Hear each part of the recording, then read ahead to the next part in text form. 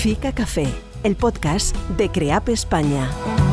Presenta Antonio San José.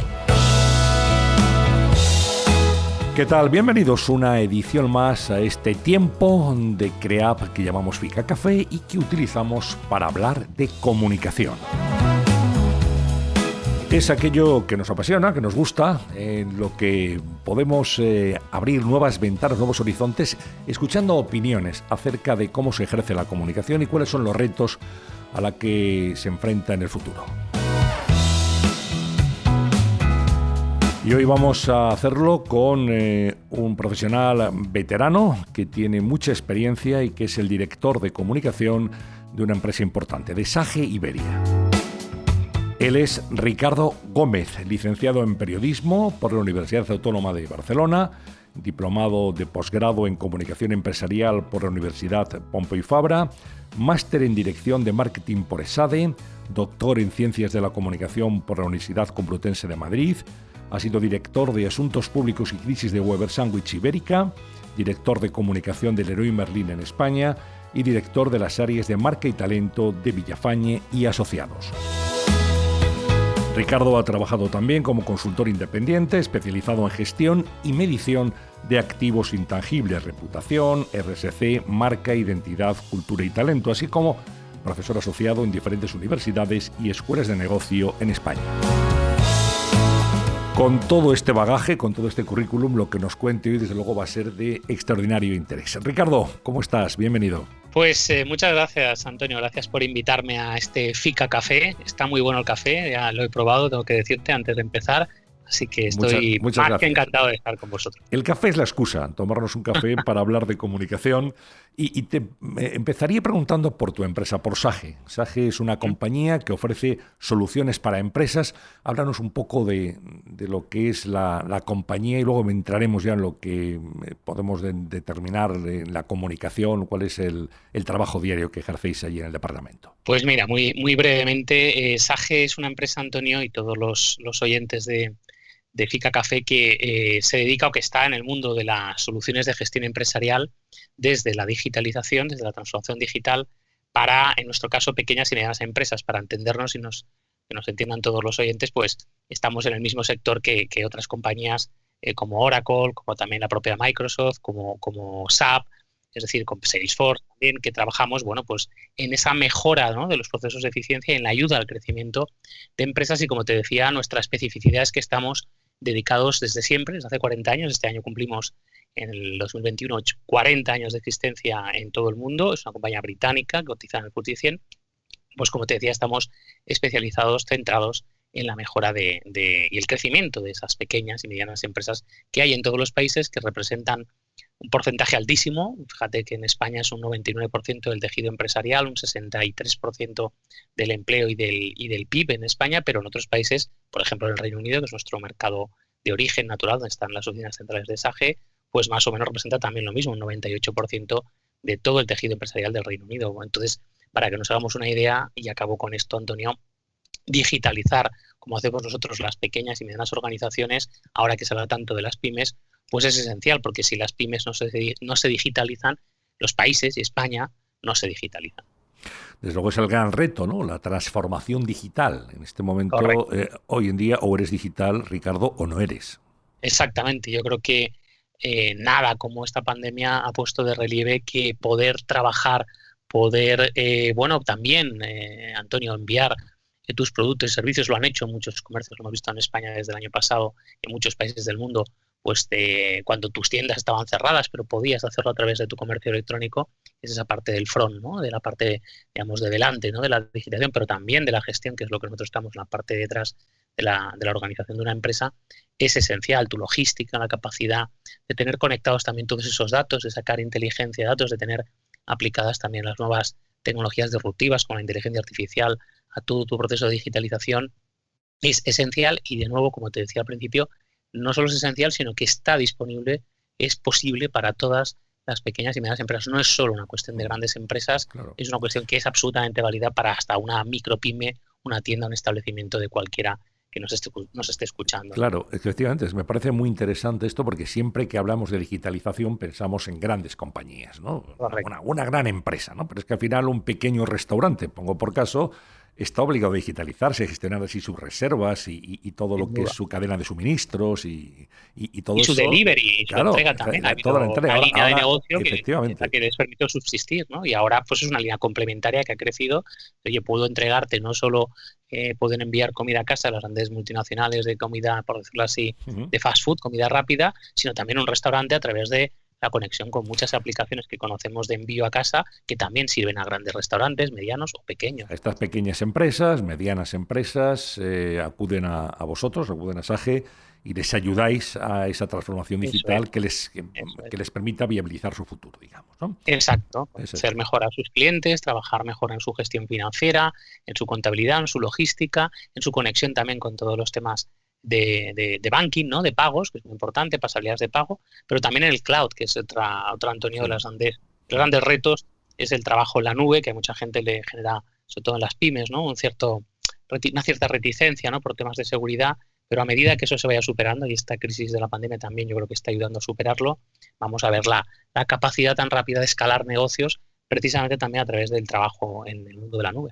Ahora que hablas de la nube, hablas de cloud, cuando nosotros, cada uno, digamos, en nuestra vida particular, tenemos los documentos personales, algunos de trabajo y tal, en la nube, ¿exactamente dónde está? ¿Dónde los tenemos, Ricardo? ¿Tú lo sabes? Depende, ¿no? Sí. Bueno, todavía, fíjate, hay quienes dicen, cuando te hablaba de inteligencia artificial y de nuevas tecnologías disruptivas, los grandes expertos, los tecnólogos de la cosa, dicen, Antonio, que la cuántica, que ya se está investigando y aplicando muchísimo, va a permitir que los datos, esa información, no es que esté en la nube, es que ni se llegue a transmitir. Que eso es el gran salto que va a haber después de la inteligencia artificial. La siguiente ya están aplicándose en muchas empresas en Estados Unidos, también algunas empresas asiáticas, va a ser la cuántica. Pero en la nube, que es el paso en el que estamos, donde todavía hay mucho por recorrer, pues físicamente están en los centros, los data centers, donde están alojadas los servidores de la nube de las compañías con las que tú contratas tu solución de gestión empresarial o tu correo electrónico. Y para entenderlo, los data centers que todo el mundo conoce de su email, pues de Microsoft, de Google, en nuestro caso, pues de SAGE, con compañías con las que trabajamos, Telefónica, por ejemplo, en España, que es una alianza importante de SAGE, pues tiene unos data centers en los que nosotros también, bueno, pues tenemos alojados muchos de lo que es el mundo cloud, ¿no? De nuestros clientes, ¿no? Porque hay un cloud que es nativo, que se llama, que es el propio que desarrollamos las grandes empresas de la digitalización, en nuestro caso para las pymes, como decía antes, pero también hay un cloud que es en el que muchas pymes precisamente están trabajando en estos momentos, también con SAGE, que es el hosted, ¿no? Que es que nosotros tenemos alojados, pues, como te decía, también en servidores de compañías como Telefónica, esos datos, y nosotros lo que hacemos es la conexión, ¿no? Entre la compañía, la pyme y el data center que tiene nuestro proveedor, que en este caso pues Telefónica y algunos otros. ¿Cómo se plantea, Ricardo, SAGE su comunicación? Pues mira, nosotros nos la planteamos, Antonio, desde dos perspectivas. Una, hacer más visible el mundo de las pymes y, en paralelo, SAGE. SAGE es menos conocido, antes hacía la lista de empresas de nuestro sector de tamaño y de dimensión similar o superior a SAGE, pero que están en ese mundo como nosotros, SAP, Oracle, Salesforce, Microsoft también, por supuesto, es más conocida porque trabaja con soluciones para el consumidor final, para los ciudadanos, para entendernos, pero claro, haciendo más visible, ahora que se habla de visibilizar muchas cosas, ¿no? Pues haciendo más visibles la importancia de las pequeñas y sobre todo también de las medianas empresas en el peso de los países y de su crecimiento económico, de su PIB, de su empleo, de su digitalización en el mundo, hacemos también más visible SAGE. Nosotros lo que queremos ser es la voz de las pymes a la hora de, pues de reivindicar en ese activismo, ¿no? De compañía, y que también realiza nuestro CEO Luis Pardo, que hace ese activismo de CEO en España, en el ámbito institucional, en las redes sociales, en asociaciones, en patronales, etcétera, es que la voz de las pymes se escuche pues cuando, por ejemplo, pues no se está cumpliendo, como está pasando desde el inicio de la pandemia, con todos los compromisos adquiridos por las administraciones a la hora, por ejemplo, pues de ofrecerles las ayudas necesarias que de verdad requieren y requiere la realidad de las pequeñas y medianas empresas, o a la hora, por ejemplo, también de, Antonio, ser su voz, alzar su voz desde el punto de vista de la necesidad de mayores inversiones, ahora que se habla mucho de los fondos de Next Generation, de los fondos europeos del plan de recuperación y resiliencia, bueno, y de transformación, pues ahí también ha sido importante y es importante nuestro trabajo, obviamente de la mano de otras empresas, grandes empresas que también trabajan de otros sectores, de la banca, de la consultoría, de los seguros también, en el mundo de la digitalización de la pyme, y que es importante, ¿no? Para eso, para hacer ver a todo el mundo que si no digitalizamos las pymes de nuevo, no digitalizamos el país, porque la mayoría de las empresas, la mayoría es casi el 100% de las empresas son pymes. Nosotros, las grandes empresas, representamos un porcentaje bajísimo de lo que significa el total del tejido empresarial de un país, ¿no? Que todo el mundo, pues como ve las grandes empresas en las redes, en los medios, los tiene como un referente absoluto, pero en cambio su peso es mucho más relativo, ¿no? Me gustaría repasar contigo, Ricardo, la transformación, desde luego vertiginosa, que en los últimos años, podemos decir 20 años, ha experimentado el puesto de director de comunicación. Hoy hablamos del DIRCOM de cualquier compañía, está en un comité de dirección, suele depender del primer ejecutivo. Esto empezó siendo hace ya años aquella figura del jefe de prensa, antes el encargado de los medios, que era alguien pues que invitaba a comer a los periodistas, que les llamaba de vez en cuando, que les felicitaba la Navidad. Esto se ha ido profesionalizando, DIRCOM, pero es que ahora hay un paso más allá y además me gustaría que nos contaras la estrategia de SAGE, porque pasa de transformar la figura de DIRCOM internacionalmente a ser un director realmente de asuntos corporativos, donde van a colgar pues áreas, desde luego, muy importantes que tienen que ver con la reputación, con los intangibles, con la sostenibilidad. Vamos a ver un poco el panorama desde tu punto de vista. Pues mira, hay un señor que todo el mundo conoce, que se llama Miguel Ángel Rodríguez, que está en boca de todo el mundo y en esta profesión más, de nuevo, en los últimos meses, con el tema de la presidenta de la Comunidad de Madrid, Díaz Ayuso, de la campaña de Madrid en el mes de mayo, que decía hace 10 años, presentó un libro sobre su experiencia profesional, Antonio, que él había pasado en el Partido Popular en la época de Aznar, en su primera etapa en política, de ser el jefe prensa, no era ni el jefe de prensa, decía el jefe prensa, ¿no? Que es como le dice que le llamaba Aznar y el equipo de Aznar en aquel momento en la calle Génova, a ser el director de comunicación, luego el secretario de Estado de Comunicación en Moncloa, ¿no? Como todos recordamos, ¿no? O muchos de nosotros, los más jóvenes, entre comillas, del lugar, recordamos, ¿no? Bueno, yo creo que esa evolución que explicaba Mar es bastante cierta. Yo creo que la evolución de una función desde el jefe de prensa hasta el director de comunicación o DIRCOM al director de asuntos corporativos, que tú decías ahora muy bien, Antonio, que es como ahora se llama esta función también en SAGE desde hace escasamente unos días, refleja muy bien ese cambio de nombre, la evolución de fondo, ¿no?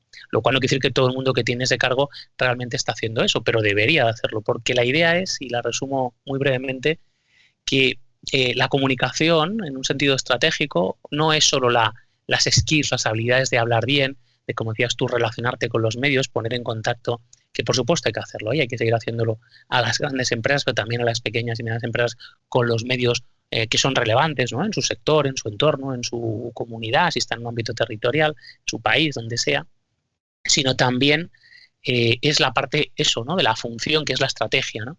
Y que tiene más que ver no solo con las relaciones con los medios, o incluso con otros grupos de interés externos e internos como los empleados de una empresa, sino con entender mejor, y ahí es donde voy, el contexto, el entorno en el que se mueve una organización hoy en día, en pleno siglo XXI, y hablábamos de la digitalización, la globalización, van muy de la mano, muy difícil, muy complejo, los famosos entornos VUCA, que están en boca de mucha gente en el mundo del management desde hace unos años, y que obligan a comprender, a tener una inteligencia corporativa en torno a la empresa que otros departamentos de una organización no tienen, porque ni recursos humanos o dirección de personas, ni en general las diferentes áreas de negocio, ni por supuesto logística, donde hay pues una necesidad de logística en algunos sectores, o la propia sectores o áreas, ¿no? Departamentos de innovación, tienen esa capacidad, estaremos de acuerdo, Antonio, en entender qué pasa en el entorno donde se mezclan los temas políticos, geoestratégicos, comunicativos puramente, mediáticos, redes sociales, diferentes actores institucionales, patronales, sindicatos,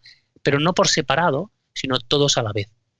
Yo creo que hay casos, y voy a poner un ejemplo y acabo con esto, que es el famoso tema de ya que todo el mundo también ha hablado de ello, vamos a tratar de temas, ¿no? También que conecten con la gente, pues el tema de la Superliga, ¿no? Del que hemos hablado mucho en el mundo empresarial, político, comunicativo en estos últimos meses, deportivo, por supuesto. Pues sí, aquí se habla de muchas cosas, ¿no? De los errores de Florentino Pérez, de la estrategia, las decisiones. Yo creo, a mi juicio, que uno de los grandes errores que hay detrás de esa manera en que se gestionó esa decisión y, por supuesto, se comunicó, que es no entender los riesgos geoestratégicos que tienen que ver con el momento, con el contexto, el entorno que te decía.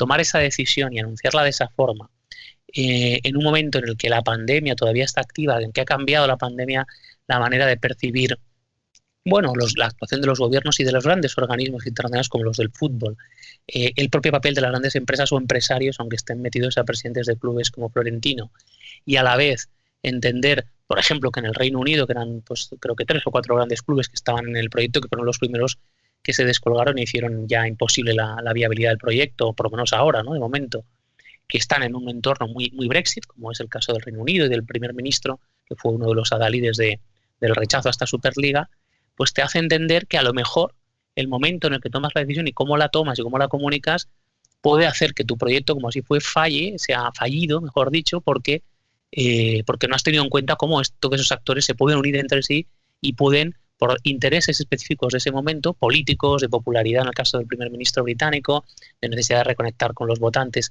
que son gente brexiter, que es muy cercana al fútbol y muy de clase media, media baja en el Reino Unido en muchos casos, y que necesitaba pues esa conexión con el público, digamos, el votante de base del Brexit, y no la encontraba en otros temas y la encontró en esta cuestión, ¿no? Y ese riesgo, pues probablemente a lo mejor no fue suficientemente evaluado, suficientemente tenido en cuenta a la hora de decidir que sí, que la pandemia había acrecentado o agrandado el problema económico de los clubes y por eso había quedado una solución rápida, pero que sí también a lo mejor, precisamente por esa misma pandemia, ese contexto político que te decía y social, no era el mejor momento de comunicarlo ni de hacerlo de esa forma, porque efectivamente, como ha ocurrido, pues se te podía volver en contra. Por lo tanto, el equilibrio entre el riesgo-oportunidad, yo creo que y en este tipo de información que no es de negocio, que no es de actividad, sino es institucional, corporativo, social, una dirección de asuntos corporativos es la que tiene que proveer de esa capacidad de entender y de incluir esas variables en la toma de decisiones, que al final es la estrategia en cualquier organización.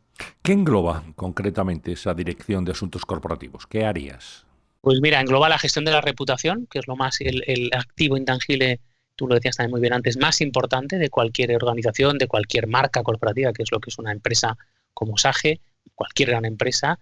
Y engloba toda el área de sostenibilidad corporativa, no solo desde la perspectiva medioambiental, sino desde la perspectiva 360 de la que ya se hablaba en la RSC hace unos años y que ahora pues, ha dado un giro más estratégico incluso desde esa perspectiva de la sostenibilidad, muy ligada a los objetivos de desarrollo sostenibles de la ONU, muy ligado también a esa idea de integrar de nuevo, ¿no?, la sostenibilidad medioambiental con la social, con la laboral, como forma de hacer posible la sostenibilidad corporativa de la propia organización que trabaja con los diferentes issues que están en torno a la empresa. Engloba los asuntos públicos, que no son bien los asuntos corporativos, sino específicamente los que tienen que ver con el ámbito institucional en un sentido 360 integral, ¿no? Patronales, lo decía antes, sindicatos, administraciones, fundaciones, asociaciones, a veces también las propias grandes compañías de otros sectores o de tu propia competencia.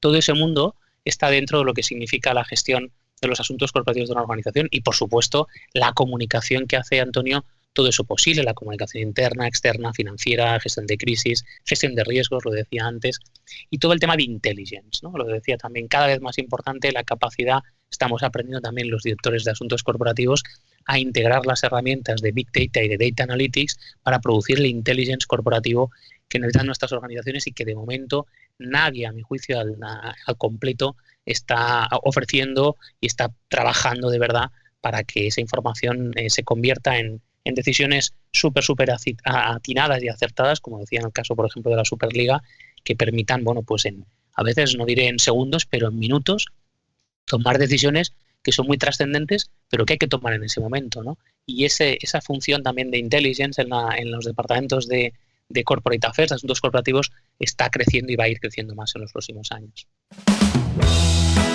Escuchas Fica Café, el podcast de CREAP España.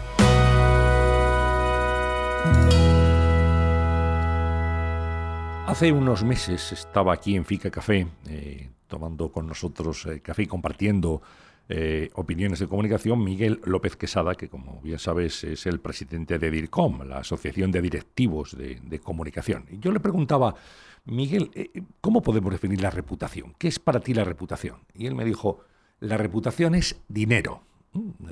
Y a partir de ahí empezó a explicarlo, ¿no? ¿Cuál es tu definición de la reputación y cómo se mide este intangible? ¿Cómo se gestiona y cómo se mide? La reputación yo diría que más que ser dinero, se convierte en oportunidades para conseguir dinero o recursos en general, ¿no?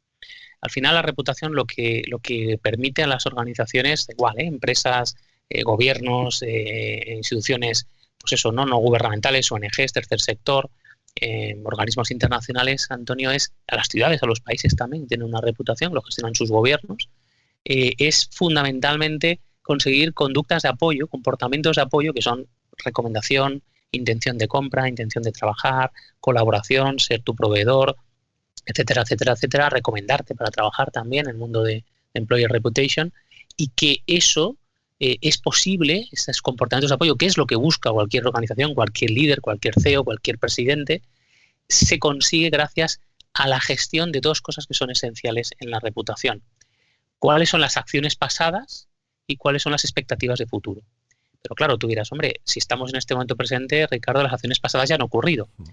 Claro, eso es cierto, pero si tomamos en cuenta que las acciones futuras un día serán tus acciones pasadas sobre las cuales se basará una parte de tu reputación, además de las nuevas expectativas a futuro que tengan tus grupos de interés, tus stakeholders en torno a tu organización, empezarás a pensar tus tomas de decisiones, de nuevo vuelvo a lo que decía en la pregunta anterior hace un momento, de una manera diferente, pensando siempre en no qué reputación como una imagen difusa o aparente o temporal, sino qué idea de verdad de fondo tienen mis grupos de interés de mí sobre los que van a tomar las decisiones que yo quiero que tomen, que compren, que contraten, de nuevo, que recomienden, que colaboren conmigo, que sean mis proveedores, mis partners, etcétera, etcétera.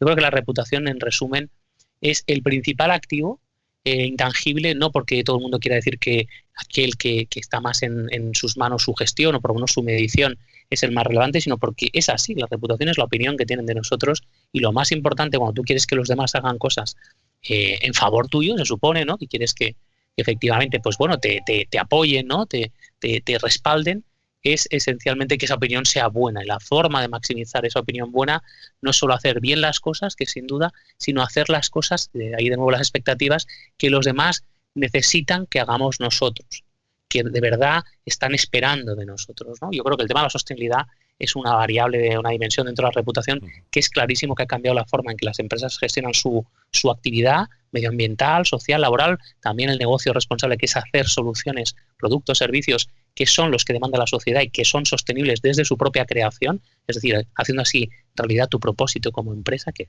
no es solo tu misión empresarial, sino que es también fundamentalmente el tener esa capacidad de resolver los problemas de la sociedad con tu actividad empresarial.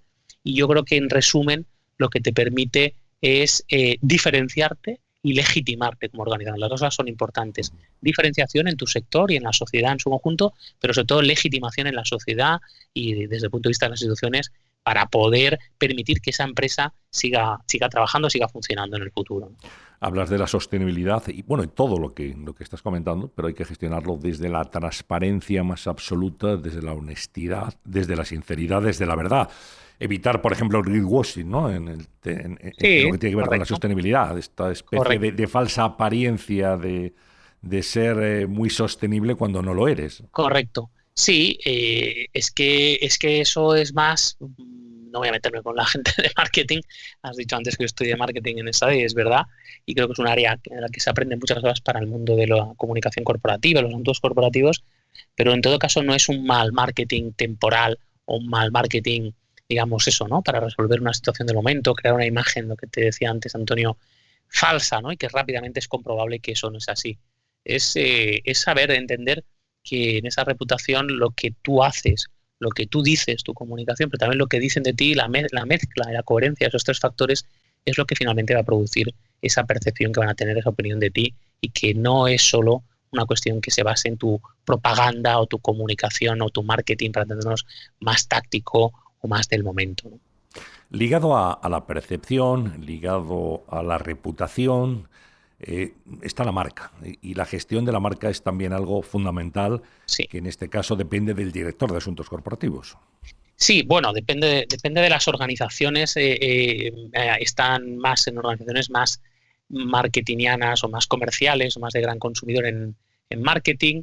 Si la marca corporativa, Antonio, es el driver de decisión, es el elemento por el que toman decisión los consumidores o los clientes, ahí la cosa empieza a ser compartida con asuntos corporativos, porque detrás de esa marca empieza a haber otros factores, esos reputacionales, que no son solo comerciales, puros de negocio, en el sentido más restrictivo de negocio, ¿no?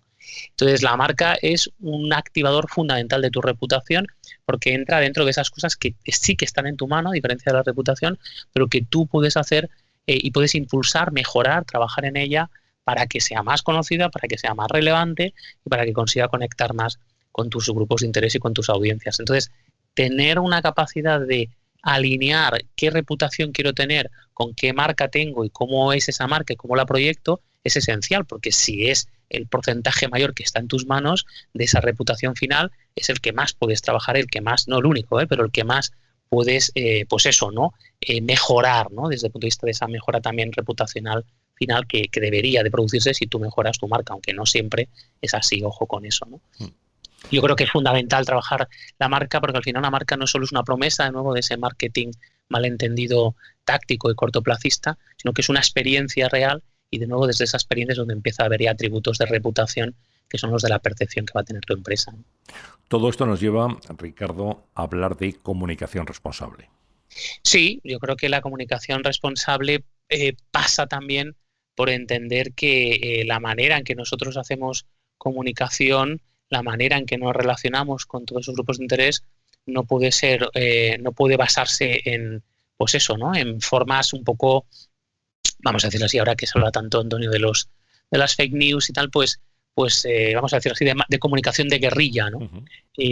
Yo creo que ese tipo de comunicación, primero, que es responsable en sí misma desde el punto de vista de la manera en que se hace, y segundo, que es responsable, que es el siguiente sentido de comunicación responsable, en esa búsqueda de la sostenibilidad, de la reputación de una empresa, de la búsqueda de esa, donde venía el concepto, ¿no? De responsabilidad corporativa, de una percepción de una empresa responsable con la sociedad, con sus empleados y con el planeta en su conjunto, con su entorno en todos los sentidos, es esencial cada vez más el porcentaje de mensajes, en sentido amplio, mensajes, imágenes, texto, palabras, símbolos, etcétera, que una empresa, Antonio, tiene que compartir con sus grupos de interés a través de los diferentes canales, en redes sociales, en los eventos, en la comunicación interna, en sus medios propios, página web, etcétera, en cualquier tipo de punto de contacto con esa empresa, tiene que incluir, o incluye, mejor dicho, cada vez más siempre ese elemento de sostenibilidad / responsabilidad que toda la sociedad pide de las grandes organizaciones, y también, insisto,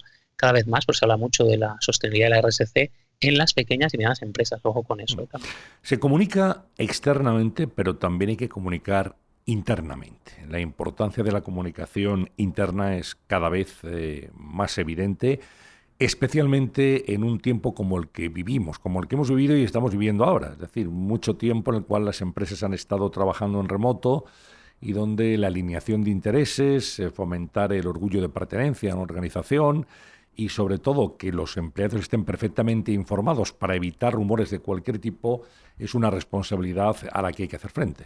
Sí, yo creo que esa responsabilidad para, efectivamente, ¿no? Para evitar esa rumorología en el entorno pasa precisamente, ¿no? Todos los que venimos, como en tu caso, del mío, de muchos otros profesionales de la comunicación, Antonio, del periodismo, sabemos, tú que has estado muchos años, ¿no? Dirigiendo programas de radio y por supuesto de televisión, y esto mismo, ¿no? Que es un podcast que es, pues al final un formato digital del mundo tradicional de la radio, que comunica tanto aquello que dices como lo que no dices, y que los silencios también comunican, pero a veces los silencios pueden comunicar en positivo, pero por supuesto en negativo. La falta de información, eso sabemos todos los periodistas, de una empresa cuando por ejemplo se produce una crisis, lo que ayuda es o lo que no ayuda es precisamente al revés, a que esa compañía genere confianza, empezando por los propios medios de comunicación, que son los que tienen que trasladar qué está pasando en esa situación de crisis que una compañía, un sector puede vivir, ¿no? La política eso es todavía más evidente porque, como digo yo siempre, que trabajé hace muchos años en política también, en política las crisis son cada día, ¿no? No es como la empresa, lo que a la mañana te levantas con 200 crisis y la cuestión es cuál es la verdadera crisis, porque todo lo demás son microcrisis. Tener esa capacidad de entender que esa transparencia, esa gestión transparente, esa comunicación, no diré absorbente y constante, pero sí regular y suficiente, relevante, de ofrecer la información que es relevante para cada público de tu empresa en cada momento clave, es esencial para tener una buena gestión de tu comunicación. Sí. Y ahora cuando hablamos de comunicación, ya desde hace muchos años, no podemos evitar las redes sociales, que son un aliado, pero también es un potencial elemento, un potencial foco de peligro si no se utilizan bien. Sí, porque si se utilizan como una herramienta de gestión muy táctica, muy coyuntural, en el sentido más negativo de lo coyuntural, es decir, muy del momento, pero sin pensar qué consecuencias tiene eso. No es que no haya, Antonio, que gestionar el momento, ¿no? Eso pues todo el mundo lo entiende, además en el mundo en que vivimos hoy en día, pero la cuestión es si gestionas ese momento, esa situación de nuevo de crisis o de un tuit, ¿no?, en el que tú vas a lanzar, vas a comunicar algo, vas a querer responder a alguien, ¿no?, que ha dicho algo sobre ti o algo que tú crees que hay que rebatir. Pues yo me acuerdo que cuando hablabas de Miguel, con lo que yo coincidí en Weber Schaum, que era mi jefe, el consejero delegado, cuando hacíamos cursos de formación de portavoces con grandes clientes, grandes empresarios y líderes empresariales, pues recuerdo que siempre les decíamos, en el mundo predigital, hablo del año 2000, 2001, cuando estaba empezando Internet, que siempre que tomase una decisión pensase en cómo iba a ver esa decisión si al día siguiente estuviese publicada en la portada de un diario, cómo le iba a percibir si luego por la noche al llegar a casa tuviese que explicarle esa decisión a sus hijos, ¿no?, que están en casa esperándole con su familia, con su mujer, ¿no?, con su marido, una directiva. Y hoy en día ya decimos que tienes que pensar qué es lo que va a percibirse si inmediatamente le das a esa teclita, te pones a responder inmediatamente sin pensarlo mínimamente y sin compensar esa emoción con la razón, y sueltas lo primero que te pasa por la cabeza, ¿no? Yo creo que el caso de Trump en política es bastante claro, que durante mucho tiempo le ayudó, pero cuando empezó la pandemia no le ayudó. De nuevo, el contexto es importante. Trump hizo lo mismo entre el 16 o el 15-16, cuando se quiso presentar y ya la ganó en el 16 hasta el 20, hasta el inicio de la pandemia, continuó en el 20 hasta finales del 20, hasta que perdió las elecciones en la misma línea, pero claro, el contexto cambió. Lo que antes era visto como un tío, por decirlo así, gracioso, que conectaba con esa necesidad de recuperar las esencias de América, de Estados Unidos y tal, era positivo. Cuando la gente empezó a morirse, empezó a contagiarse, todo el mundo estaba metido en su casa y obviamente estaba, como en todos los países del mundo, con muchos miedos y sus negocios cerrados y con una tasa de desempleo creciente, las gracietas o las respuestas inmediatas en Twitter se le empezaron a volver en contra, ¿no? Ese es un buen ejemplo, yo creo, de no solo los tweets, sino lo que decía, pero también esa manera de responder impulsiva, pues se le volvió en contra. Yo creo que eso nos hace pensar mucho de cómo no hay que tener miedo a las redes sociales, a mi juicio, Antonio, ni mucho menos, pero cómo hay que saberlos utilizar también inteligentemente como cualquier herramienta y canal de comunicación.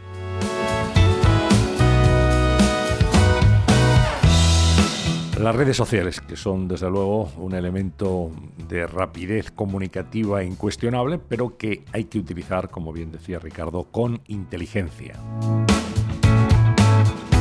Hoy ha sido muy interesante, Ricardo, hablar contigo. Igualmente. De comunicación, hacer este repaso un poco al panorama de la profesión.